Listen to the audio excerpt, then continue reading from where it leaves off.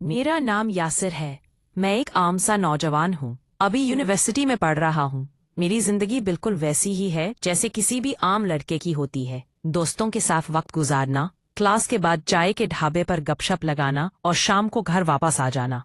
लेकिन मेरी कहानी का एक रुख ऐसा भी था जो शायद मैंने कभी सोचा नहीं था। मेरा एक बहुत अच्छा दोस्त है जिसका नाम हमीद है। हम दोनों बचपन से साथ हैं, हम मोहल्ले में रहते हैं, एक ही स्कूल में पढ़े थे, एक ही कॉलेज गए थे। हमीद का घर मेरे घर से 5 मिनट के फासले पर था। उसके वालिद बैरून मुल्क हैं, नौकरी करते थे और सालों बाद घर वापस आते थे। घर में मेरा दोस्त, उसकी माँ और छोटी बहन रहती थी। मुझे हमेशा हमीद के घर का माहौल अच्छा लगता था। वहाँ की खुशबू, वहाँ की तरबियत और सबसे बढ़कर उसकी माँ, हमीद की माँ, जिन्हें मैं आंटी कहकर बुलाता था, एक निहायत खुश अखलाक खातून थी। उनकी बातों की नरमी, अंदाज में कशिश और आंखों में एक अजीब सा सुकून होता था।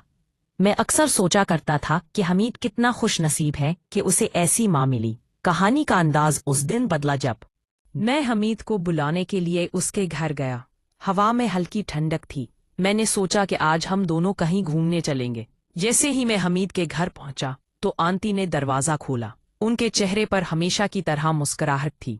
बोले, अरे बेटा अंदर आ जाओ। मेरा बेटा तो घर पर नहीं है, वो दोस्तों के साथ कहीं बाहर गया है। मैं एक लम्हे के लिए रुका। मैंने कहा, अच्छा आंटी, मैं तो उसे लेने आया था।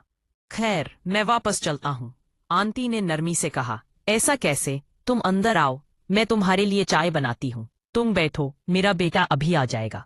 मैं शर्माते हुए बोला, जी आंटी, मैं आपके बेटे का इंतजार करता हूँ। उनके घर की खुशबू हमेशा मुझे अच्छी लगती थी। उन्होंने बैठने को कहा तो मैं वहां बैठ गया। आंटी मेरे लिए चाय बनाकर ले आई। मैं इनकार करना चाहता था, मगर उनके लहजे में ऐसी मिठास थी कि मैं इनकार ना कर सका।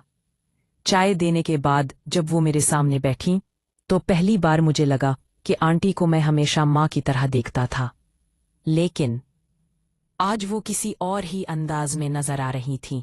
उनके लिबास की खुशबू, आंखों की चमक और बातों का अंदाज मुझे बहुत अलग महसूस हो रहा था। आंटी ने चाय का कप मुझे देते हुए कहा, यासिर, तुम भी तो तुम सब बड़े हो गए हो। पहले तो तुम सब दोस्त छोटे छोटे बच्चे लगते थे, अब तो तुम सबकी जवानी की खुशबू आने ली है। मैंने मुस्कुराते हुए कहा, जी आए। वक्त किसी के बड़े होने का इंतजार नहीं करता। मैंने महसूस किया कि उनकी आंखों में कुछ और ही चल रहा था। चाय पीते हुए बातों का सिलसिला शुरू हो गया। वो मुझसे मेरी पढ़ाई के बारे में पूछ रही थीं और फिर आहिस्ता आहिस्ता बातें थोड़ी रंगीन होने लगी। कहने लगी, यासिर, तुम्हारे घर वाले तुम्हारी शादी के बारे में कुछ सोच रहे हैं। मैंने हैरानी से कहा, जी हाँ, अभी तो पढ़ाई पूरा करना है। शादी के बारे में सोचना तो बहुत दूर की बात है। आंटी हंसते हुए बोली, हाँ, लेकिन तुम जैसे लड़के को देखकर कोई भी लड़की दिल हार बैठे। आंटी की ये बात सुनकर मैं थोड़ी देर के लिए खामोश हो गया। मेरे दिल में अजीब सी हलचल मच गई। उनका लहजा आम नहीं था। ऐसा लग रहा था जैसे वो कुछ कहना चाह रही हूं। उसी दौरान बुझता चली गई। कमरे में अंधेरा छा गया। खिड़की से आने वाली हवा में पर्दे मिलने लगे। मैंने पहली बार से आंटी की आंखों में गहरी नजर डाली। उन पलकें लरज रही मलकी मुस्कुराहट थी। आंटी ने आहिस्ता हल्की मुस्कुरा थी। होंठों पर तुम्हें सभी महसूस नहीं हुआ कि जिंदगी ये कहा, यासिर? कहीं में कुछ ताल्लुकात ऐसे भी होते हैं जिन्हें कोई नाम नहीं दिया जा सकता, बस वो एक खामोश सा रिश्ता होता है, जैसे कोई राज हो। आंटी की बात सुनकर मेरी सांस तेज होने लगी।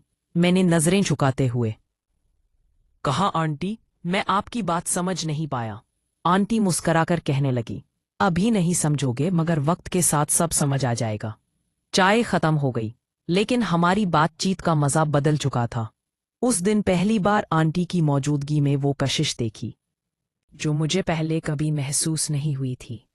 उनके अल्फाज, उनकी नजरें, जैसे सब कुछ मुझे अपनी तरफ खींच रही थी। मैं उस दिन वहां से वापस आया तो दिल में एक अजीब सा बोझ और एक अलग सी खुशी थी। मेरा दोस्त अभी तक नहीं आया था, मगर मुझे लगा कि जैसे मैं कुछ और ही लेने गया था।